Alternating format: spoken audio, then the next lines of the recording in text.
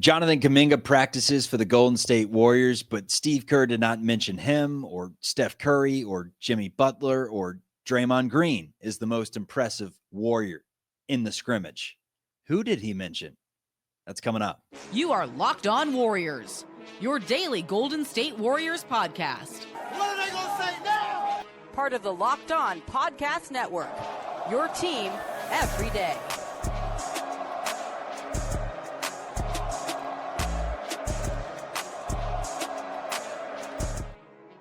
What's the good word, everyone? Welcome to Locked On Warriors. We're part of the Locked On Podcast Network, your team every day. You can check out the show on YouTube and wherever you get your audio podcasts. We thank you for making it a part of your routine. Today's episode is brought to you by our friends over at FanDuel.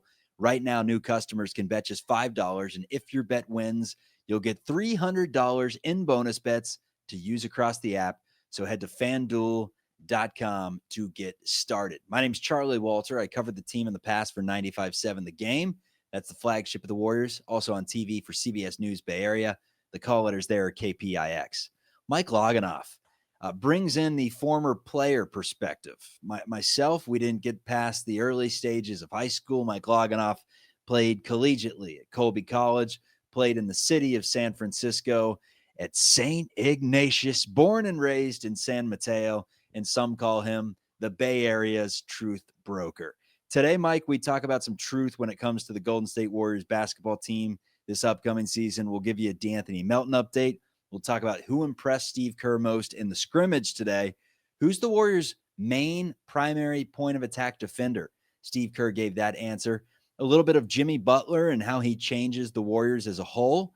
And then their needs. If there are any hypothetical trades on the table come All-Star break, come deadline, what would the Warriors need? Do we know? Or is it kind of wait and see mode? Mike, how we doing, man? We got this whole thing settled with Kuminga. We're ready to start hooping. Chuck, it's been a little bit of time since we last hopped on the horn together. You know, I was a little bit under the weather. I think I might have just been sick of a very long and extended offseason that extended all the way almost up until the deadline for Kuminga's QO. But we got that done, and then we finalized some moves, and so I'm excited to break it down. It's good to be back, baby. Good to be back. Let's start with De'Anthony Melton. This is De'Anthony Melton and Seth Curry, the last two Golden State Warriors players to sign. Let's start with De'Anthony Melton. Late stages of rehab right now. Again, underwent ACL surgery in December. Takes about a full year to recover. They will reevaluate where De'Anthony Melton stands in 4 weeks, which means he's out all of October. So fortunately, the Warriors don't have an issue with depth at the shooting guard position, and they will be able to kind of ease De'Anthony Melton back into the mix when he's fully healthy and ready to go. That'll be up to Rick and the squad. But De'Anthony Melton, the breaking news, he's out all of October. In terms of Seth Curry, he's on an Exhibit 9 contract, which means he'll start the season with the Warriors, and then they can sign him to a vet minimum or any other player if they, went Seth Curry Exhibit 9, got some pictures with Steph, and then decided to go a different vet minimum. Ben Simmons, that would be a wild card, but that's not going to happen. They'll probably sign Seth Curry, you would imagine, November 11th.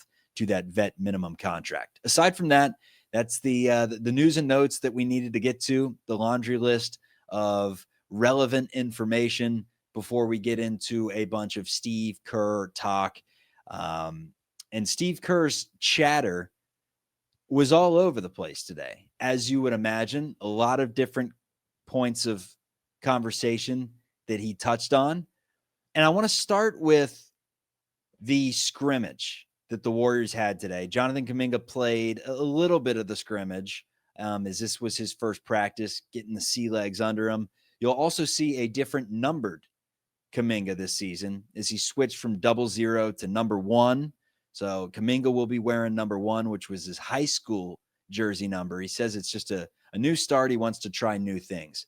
But in terms of who looked best in the team scrimmage on Thursday, Steve Kerr actually said it was Brandin Podziemski that was the best player on the floor. So that opens our conversation today. Are we sleeping a little bit on Brandin Podziemski? I don't think we're necessarily sleeping on Pajimsky. I think what I've always said, and I continue to maintain that, is he's the glue guy. And I expect him to come off the bench this season. regardless of whether or not Melton is You healthy. believe that? So who's starting, Buddy? Either Buddy or Moody, frankly. That's what I would say. Because, I mean, Pajimsky, he has such a diverse skill set, from the ability to, occasionally knock down the open three when he's shooting with confidence, to create for others, to get to the hoop. I think the step and the jump that I would like to see Brandin make in this season is kind of the mid-range game a little bit more, make that a little bit more reliable. Because, I mean, his rookie year, remember, he'd throw up those hook shots that were just horrendous. He's eliminated that, thankfully. And then last year, sometimes he'd get a little bit too deep in the paint and would hesitate, and he'd get too deep where he didn't have the athleticism or the finishing package to finish at the rim, unless sometimes he would have it with momentum and finish a nice reverse. But sometimes he'd kind of get too deep, and you'd see him looking around, looking for someone to cut. So my hope is that he's found an ability to knock down a floater, or even a little mid-range jump shot, a little stop and pop action. That's the jump that I would like to see from him. And I don't think it's necessarily crazy to expect this third-year jump. I mean, we found out he went through 2 surgeries in the offseason. It's the same reason why I've given Moses Moody the benefit of the doubt after his shooting performance in the postseason, was because he had a hurt wrist on his shooting arm, which I don't know, how often you still get up and down between the painted lines, Chuck. But if your shooting wrist is a little dinged up, it's going to affect your ability to knock it down at a high clip. So, I mean, for Pajimsky, I'm excited to see him fill that role. I think that's a role that makes the most sense, because he has the ability to bring different units together, and the ability to play well with various lineups and various rotations. So I think Kerr's going to utilize that. Can you rage bait by simply asking a question? Is that possible?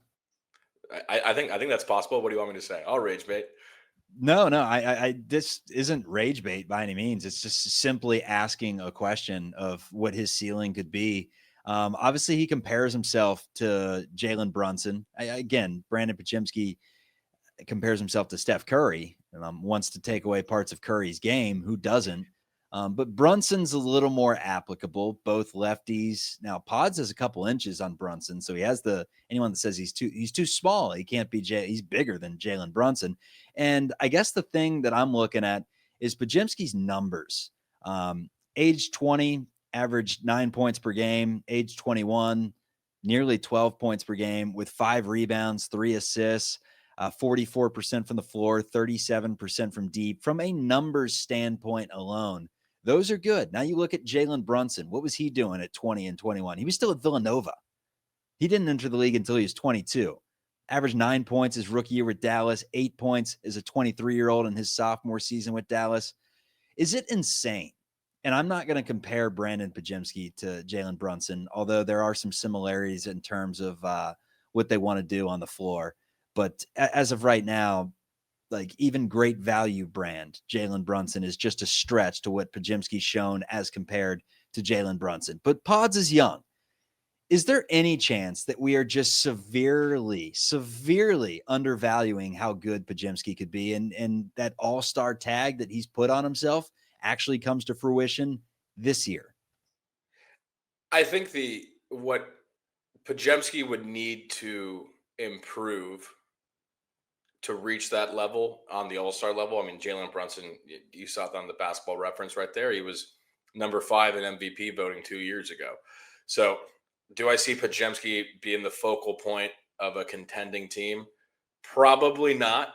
Could I see a career in which Pajimski has a couple seasons in there where he's averaging, 17 to 19 and gets a couple all-star bids? I mean, potentially. I think he really has to work on his ball handling, because I think what Jalen Brunson does very well is he utilizes space. There's this old adage, as you said, Chuck, I bring the player's perspective, baby. That's why I'm here.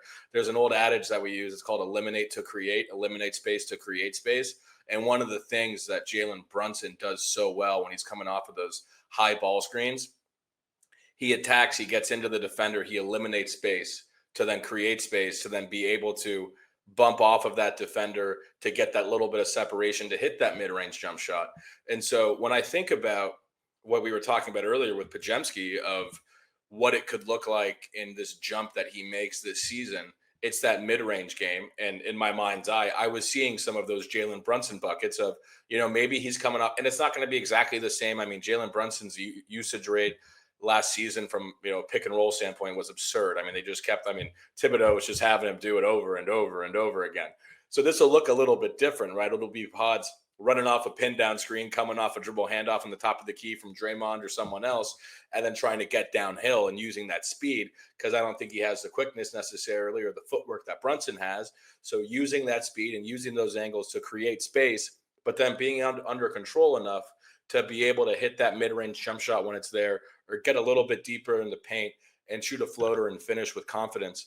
So if he makes that jump and has added that to his repertoire, which we'll see this year, I think it wouldn't surprise me if we see him averaging 15 points a game maybe this season, or 14 points a game. And that would be, quite the lift, because if there's one thing the Warriors need, it's a little bit of a scoring punch.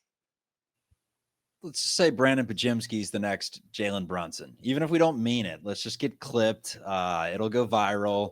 Say it for me. Brandin Podziemski is the next Jalen Brunson. I don't know what the hell you said there, but it wasn't. It wasn't. I was trying to say it with you.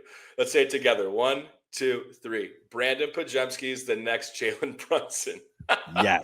Yes. Clip it, everyone. Clip it. Whether we mean it or not, Steve Kerr said he was the most impressive Warrior on the floor. The most impressive addition last year, the only addition, Jimmy Butler. How he changes this year's just complexion and their playing style entering this season as compared to a season ago during camp. We're going to dissect that, plus the Warriors' point of attack defender and their potential needs this season. That's all ahead on Locked On Warriors. Most people can't name all their financial accounts or even what they're worth, whether it's 401ks, properties, or investments. It doesn't matter. When you don't have the full picture, you can end up leaving money on the table. That's why there's Monarch Money. It's an all-in-one personal finance tool that brings your entire financial life together in one clean, easy-to-use interface on your laptop or on your phone. Monarch is built for people with busy lives. If you've put off organizing your finances, Monarch is for you. It does all the heavy lifting. You can link all your accounts in minutes, see clear data visuals, get smart categorization of your spending, and finally feel in control of your money without ever touching a spreadsheet. Oh, I love that. You can identify why you're not saving as much as you thought. How much are you spending? What are you spending it on? That's everything that Monarch Money helps you out with. Increase your savings rate, easily review your finances with your partner or your financial advisor. You can share it. Week to week, long term, you'll know exactly how much you're saving and what you need to do. So don't let financial opportunities slip through the cracks. Use code LOCKEDONNBA at monarchmoney.com in your browser. You'll get half off your first year. That's 50% off your first year at monarchmoney.com using the code LOCKEDONNBA. Today's episode is also brought to you by our favorite jeans wear. That is Doer. Go visit their store at 567 Hayes Street in San Francisco. One of my favorite things about Doer jeanswear is just the versatility of them. You can wear them to work and they look good. You can wear them casual day out in town and they feel good. They're stretchy pants. 5 times the stretch of traditional denim. They're antibacterial, which means they stay fresh longer, so you can wear more and wash less. They're made with Cool Max that regulates your body temperature and wicks away moisture, which keeps you cool and comfortable as temperatures change. Great for any season or any microclimate. There's a reason why they call them the world's most comfortable pants, but don't take our word for it. Go try a pair yourself. Doer opened a store in Hayes Valley. Go check them out at 567 Hayes Street. Mention our code LOCKEDONSF in store. You'll get 15% off your first order, or check them out online. shopdoer.com/LockedOnSF for 15% off. That's shopdoer.com/LockedOnSF. Doer is spelled Duer. Let's get back to the show. All right, Mike. So I think one of the interesting comments that Steve Kerr said at the podium today was that Jimmy's going to dictate the pace. The team will play significantly different than they did to begin last year when the Warriors wanted to get out and run. They wanted to be good defensively in transition. They wanted to shoot a whole bunch of threes, which I'm sure that plan hasn't changed. But the pacing is different. The spacing is different. Everything is different with Jimmy Butler. Did you feel like they really switched to more of a half-court, slower pace once Jimmy Butler joined last season? Or is this something that Steve Kerr is alluding we're expecting to see even more of this upcoming season? I mean, it depends on how you think about it, Chuck, because I would say they're probably their overall pace of play slowed down once Jimmy joined the team, but then equally the amount of fast break points that the Warriors scored increased. That's because of defensive playmaking and better rebounding and getting out in transition. So while maybe the half court pace had slowed down a little bit, they were a little bit more selective, or equally Jimmy's getting to the hoop and attacking in spots, and typically finding a way to get fouled and get to the rim. And for an older team, the Golden State Warriors, as they say, as you've said it recently on one of these this week's shows, is that extra minute and a half of rest at the free throw line makes a big difference. And I think what Kerr is probably alluding to is being a little bit more selective. I think equally the spacing makes things pretty exciting to think about, because if I would say the starting lineup with Melton out is probably going to be Steph, Moody, Jimmy, Draymond, Al Horford. You have three willing shooters on the floor there with Horford, Steph, and Moody. I mean, heck, Draymond's not afraid to stand outside. And so the ability to have Jimmy there. Real quick, did you see the practice videos of Draymond and Horford going 3 for 3? And I think Draymond may have hit 12 in a row. It was impressive. Yeah, there you go. There you go. I mean, but Draymond, he's proven an ability these last few years to knock it down at a decent rate, right? I mean, keep you honest. I mean, defenses still aren't going to guard him, but he can at least keep you honest. Exactly. I mean, I think he was shooting high 30s last season, maybe 37, 38%. Didn't he hit like 4 in game 1 against Minnesota before Curry went out? Something like that, yeah. I mean, and the thing is, with that lineup, I think if Kerr's talking about a slower pace, it's probably being a little bit more selective with shots. It's playing a little bit more in the half court set, and even with Kuminga out there too. I mean, if you have the ability to have a lineup of, call it, Steph and Kuminga and Al Horford, and then slot in, a couple of other wings, whether that's Moody and Buddy Hield, for example.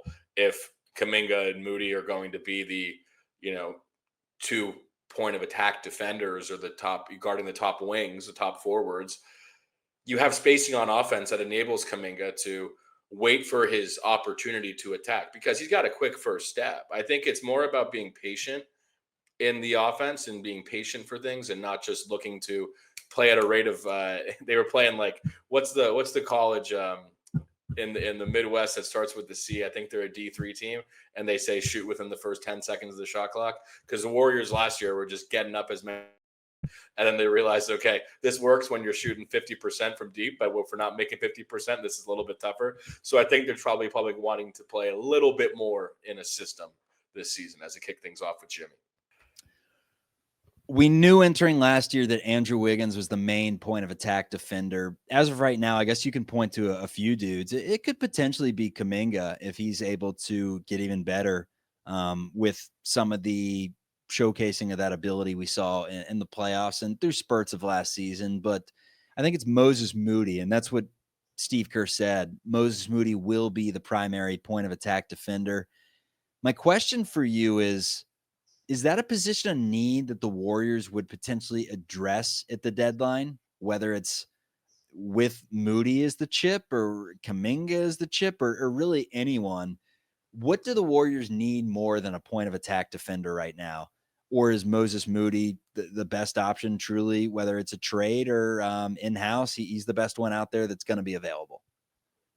I think there's a few things that are probably on the Warriors checklist, which they can only obtain via trade. It's beyond having, I think, an upgrade over someone like a Moses Moody, who could be a 3-and-D. As we've talked about, I mean, I think Moses is going to have a very long NBA career, but equally, I think he's going to have a very long career as an NBA role player, which is admirable, and that's a very great basketball career. But I think for the Warriors right now, if they want to compete at the highest level, they need someone that can bring to the table what Moses brings, but bring it to the table at a much efficient and a much more effective clip. And so I think that means not just point of attack defending, but I think they need to get a little bit more athletic and have increased perimeter speed.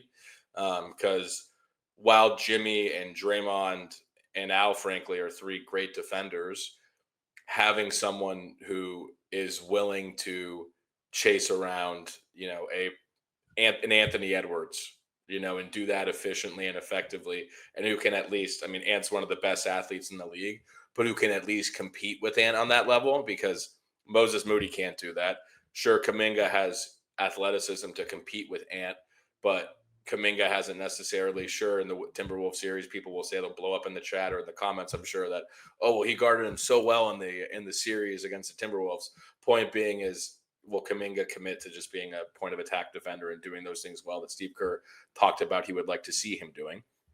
Neither here nor there. But if I'm thinking about what the Warriors might try to move and make a move for potentially, because who knows, this Kuminga situation could end up working out really well, right? With this new spacing, with all this shooting, it could end up actually working out where Kuminga might just consistently have driving lanes. And if he plays within the offense and doesn't just catch the ball and put it on the deck, but catches it off of movement and takes one dribble and beats his guy, then he's getting to the rim, that's something else. And so it'll be interesting to see what the rotations look like with Kuminga. I think Moody being that point of attack makes sense in the starting lineup, frankly. I think Moody also brings a little bit more size than someone like a De'Anthony Melton, but it wouldn't surprise me if when Melt's healthy, if he gets slotted in there. But at the trade deadline, if the Warriors are looking to make a move, I think it's going to be for a young, athletic, reliable 3-and-D wing that hopefully brings some positional size to the equation. So someone that could be, a 6'7", 6'8" wing like a Kuminga, but who's willing to be a lockdown defender and who can shoot the three at a great clip. Saw this, man, on Reddit today. Some of the players that make the amount of money close enough to Kuminga to the point where the Warriors could attach filler. They could find one of their many contracts that they have on this team to attach to get a deal done. Andrew Wiggins, Derek White, Who's that? Who's RJ Barrett, Trey Murphy. Mikal Bridges is not going to happen. Kyle Kuzma, I don't want him. Kentavious Caldwell-Pope, Marcus Smart, Norman Powell, Jarrett Allen, Josh Hart. Wait, is Marcus Smart? There's no way Marcus Smart's making $21 million a year. Is that right? He still is. He still is. He got signed on a big old contract back in the day. Man, he's still Is Chandler Parsons still making $30 million a year at this point? Good God, man. Any of those names ring a bell? Well, everyone knows I love me some Wiggins, but I think that chapter has closed in Golden State Warriors history. But I would say out of all that entire list, it would be Trey Murphy. And the irony is the Warriors could have had Trey Murphy if they drafted him, but Trey Murphy would fit tremendously into this. Why would the Pelicans do it though? Collect more assets. I mean, are the Pelicans really going to achieve anything? I think we're going to look at the Pelicans at the midseason mark and say, okay, wow, the Pelicans are who the Pelicans always are, right? I mean, sure, Zion looks like he's lost some weight. Is that natural, or is that, some GLP-1? Who knows? But regardless, is if Zion's not healthy, if Zion's not playing consistently, that team's not really doing anything, I don't think. I mean, Jordan Poole, he's going to put up shots, but we've seen what a team led by Jordan Poole does. They tend to end up at the bottom of a conference, and that was the bottom of the Eastern Conference. So if you're playing in the West now, I think it's going to be just a little bit tougher. So it wouldn't surprise me if the Pelicans say, maybe let's see if we can pick up another young player like Kuminga, and then maybe the Warriors are willing to attach a pick to that to make it happen, right? I mean, that's something that I think would make the Warriors – it would vault them into, because right now I would say with the Fred VanVleet injury, right, the Rockets are kind of out of that elite tier in the West. Now it's really just feels like a Denver OKC.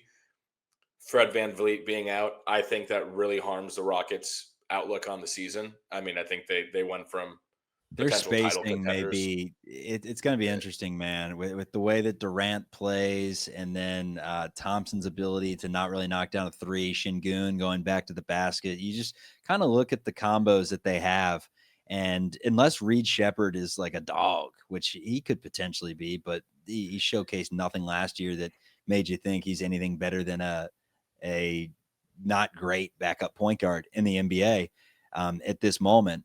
If they don't have someone step up, then you kind of wonder. They got a lot of great players and could be a team that adds at the deadline with the many assets that they have, including Fred VanVleet's contract, including Atari Eason or a Jabari Smith. If they decided, maybe we don't need all these forwards, maybe we can get by with one.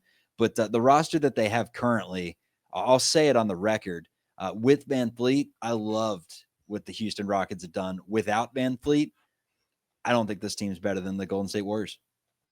I would agree. And I think last year it was proven that they weren't better than the Golden State Warriors. And even with the addition of KD, I mean, KD, ever since he left Golden State, he's still one of the best scorers in the NBA and incredible warrior. He's had a heck of a career, MVP, finals MVP, champion, etc. But since he's left Golden State, his teams haven't necessarily succeeded. And so, especially now with losing VanVleet, I think that really slots the Rockets down to the bottom tier of contender in the West. And what I mean by that is you got Denver, OKC up top, and then you kind of have that hodgepodge where you're going to have the Lakers, the Wolves, the Dubs, right? And so you're going to have these teams competing. I think if you acquire Trey Murphy, which if the Pelicans want to do that because they get a good young asset in Kuminga, and then they might get some picks if the Warriors are willing to part with them. If you add in Trey Murphy, you're immediately kind of slotting yourself, I think, at the top of that tier, of that secondary tier between, below the Thunder and the Nugs. And so then you think to yourself, as everyone has said, right, are you really going to bet against Steph, Jimmy, and Draymond in a 7-game series? They proved they proved the ability last season to compete with a young team.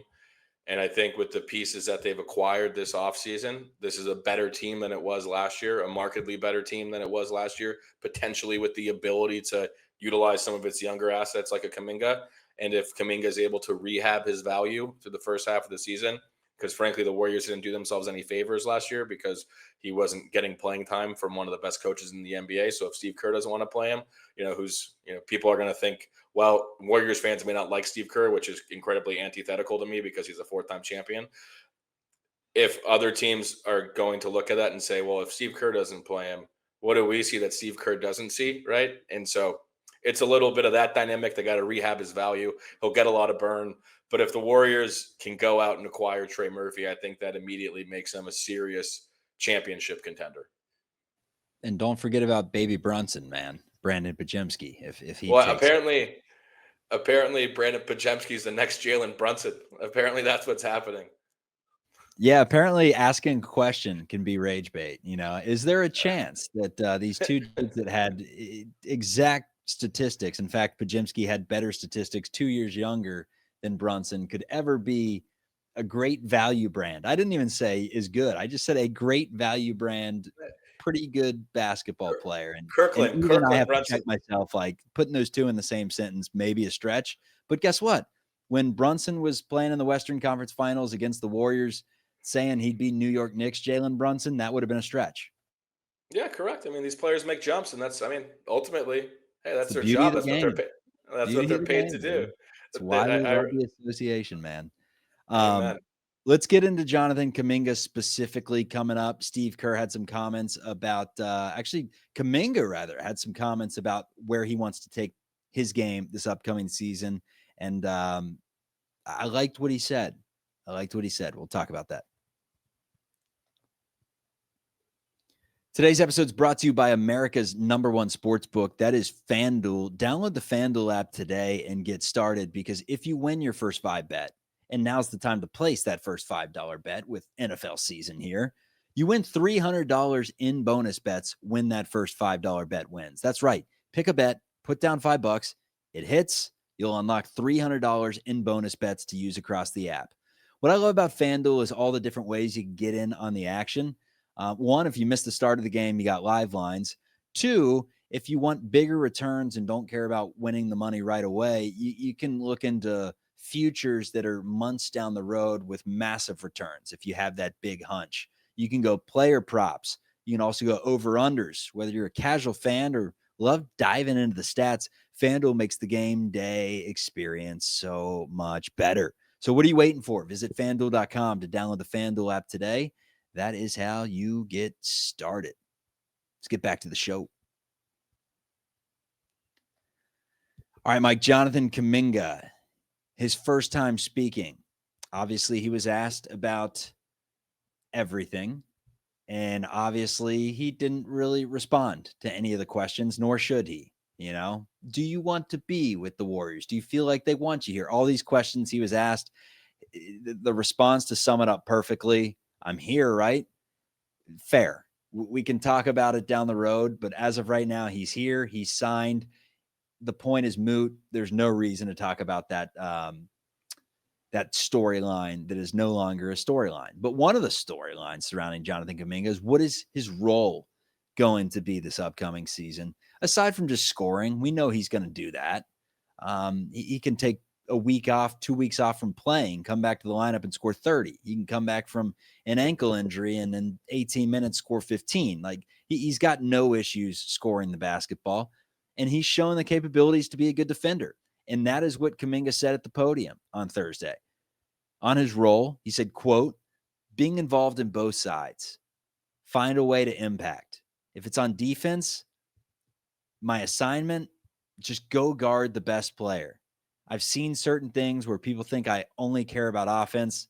I'm always going to get better on both ends. I think the best chance to Kuminga making a ton of money, A, B, the best chance to him being a Warrior long-term, if he wanted to do that, and C, the best chance for the Golden State Warriors to win an NBA championship, and D, the best chance for Kuminga to increase his long-term value and to just change the outlook that he has right now in the league, is just to become an awesome defender. Be like, you know what? I can score. Defense is going to be my calling card here. It's kind of what Aaron Gordon did to a degree, I guess you can say. And it's what Andrew Wiggins did to kind of take his game from, he's athletic, he can score, he's a nice player, but damn, he can lock down Luka, he can guard anyone's best player, he can win an NBA championship. Those sorts of things, that to me is what I think Kuminga needs to focus on, and whether he's going to or not, he at least says he's going to. And that's exactly what we've been talking about for a while, Chuck, is it's the commitment to do those little things in the game that would make the world of a difference. Kuminga could come off the bench and have 7 rebounds, could lock down the best player. And if he cut effectively, if he ran his lanes on the fast break, if he did all those little things, I mean, that's an easy 8 to 10 points. And then attacking within space and within the offense, attacking closeouts even potentially, if he finds himself in those situations, that's how he goes from scoring, 12 points to 15, 16 easily. And you do it efficiently. And that's what's important. And so hearing him say those things about the willingness to try and get better on both sides is encouraging. I think it's a little bit of, show me, don't tell me, talk is cheap. But what Steve Kerr described as well, of that's how Kuminga can get on the floor, I think it's pretty cut and dry of, okay, look, we're bringing you back. We're giving you a chance. We think we have the lineups and the roster now to enable you to be effective. And I hope that he is, because if Kuminga is effective, if Kuminga is doing those things, the Warriors are a better team. And what I've said as well is, I've gone on the record saying this, is if Kuminga would play like Gary Payton II, he would be on the court for 35 minutes a game. And that's the way that Gary gets on the court. Why do you think Steve loves him? Because he does all the little things. He's constantly engaged. He's constantly moving the ball. He cuts effectively. He plays great defense. He rebounds well. He does all those little things that just makes it so easy for a coach to plan. And so when Kuminga, if he does commit to doing those little things, he will be, so much more impactful on the game and on the team than GP2 is, just because of what GP2 is as a 6'2", small big man. If Kuminga does those things, he will find himself on the floor for 30, 35 minutes a game. You ready for some preseason basketball on Sunday, man? What are you thinking in terms of maybe not lineups, but in terms of how much run these Warriors stars are going to get early. Because last year it was the mindset of, look, 2023, 2024 was kind of awful. We were never able to figure it out. Draymond was in and out of the lineup. Like, this year, we got to get off to a hot start. And that hot start proved to be crucial, because if they didn't get off that hot start and they're 8 games below 500, who knows if they go after Jimmy? Who knows how their plans change? So they needed every one of those wins early. But because they got off that hot start and committed to getting off to that start, they really went balls to the wall in the preseason. They were diving after balls against Sacramento. They were knocking down threes. They were playing hard. Lindy Waters the third. Lindy Waters the third, baby. They won every single game last season. This year's kind of a completely different vibe. You know that the Warriors are going to be fine.